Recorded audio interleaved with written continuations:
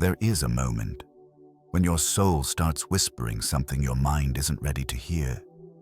That reality isn't what you were taught. That consciousness isn't inside your brain. Your brain is inside consciousness, that you are not a separate observer of the universe. You are woven into its very structure. And strangely, some of the world's top physicists are starting to say the same thing Jesus said 2,000 years ago. Harvard-educated quantum physicist John Hagelin studied the deepest layers of reality. Past atoms, past quarks, past the mathematical poetry that holds matter together. And he said something that stunned the scientific world. The unified field is consciousness, not metaphorically, not spiritually, literally. A single intelligent field beneath everything that exists. But Jesus already taught this. He called it the kingdom within you. So breathe. And let everything you thought you knew about reality soften, because what you're about to hear will shift the way you see God, yourself, and the universe forever. For centuries, science believed something simple. Matter comes first.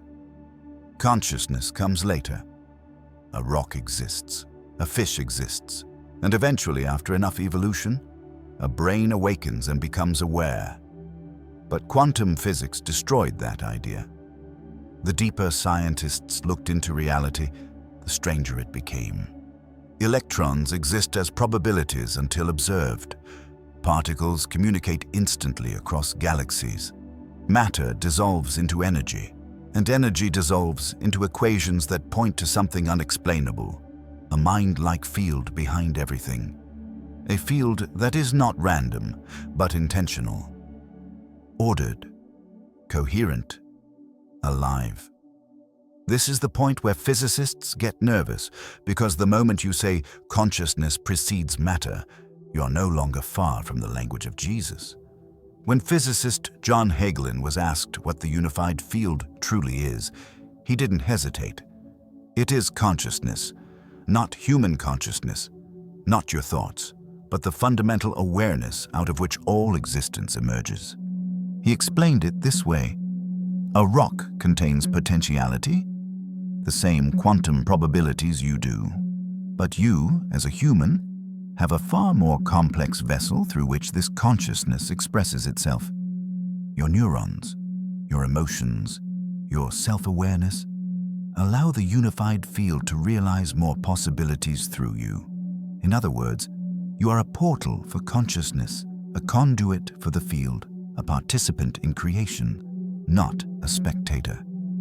And suddenly, Jesus' words begin to sound less like religion and more like advanced physics. The Father and I are one.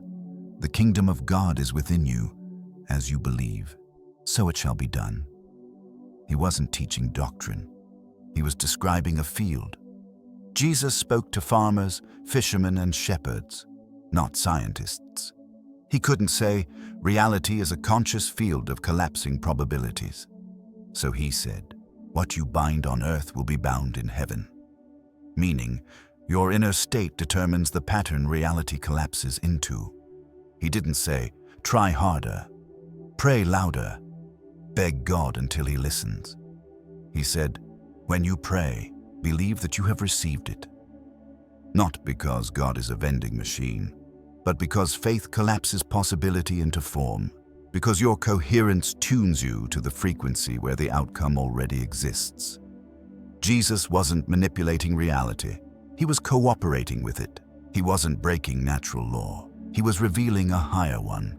If the universe is conscious, if the kingdom is within you, if you are a portal for the field, why do you feel disconnected?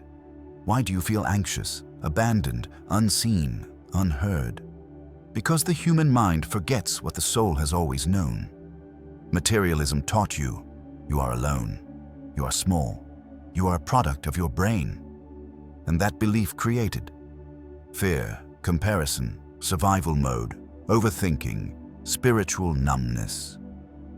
Your nervous system was trained to trust matter and doubt consciousness, to believe in the body but forget the field, to believe in the problem but forget the source.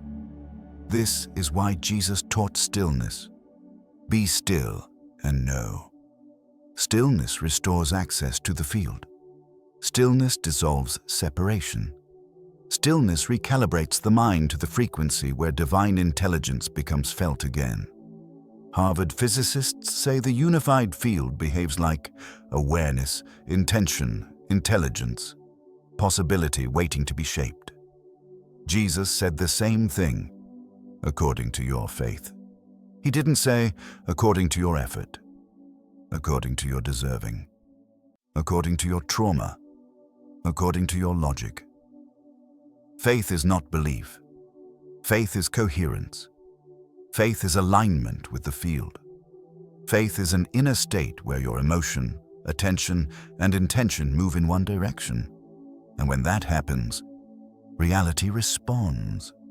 Not magically, mechanically, because consciousness, your consciousness, is part of the structure of reality itself.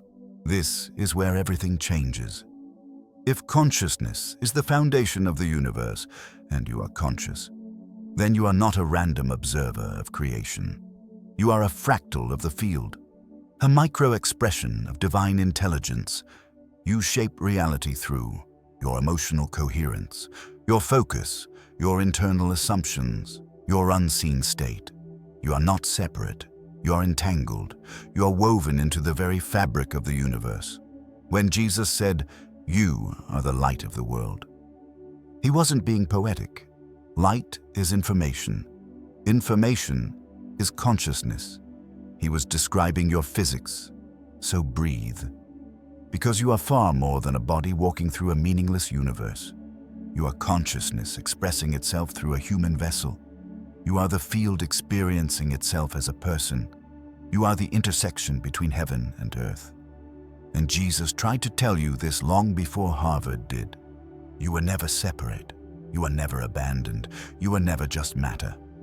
You are awareness itself learning to remember its source. And if this message feels like remembering, it's because your soul already knew.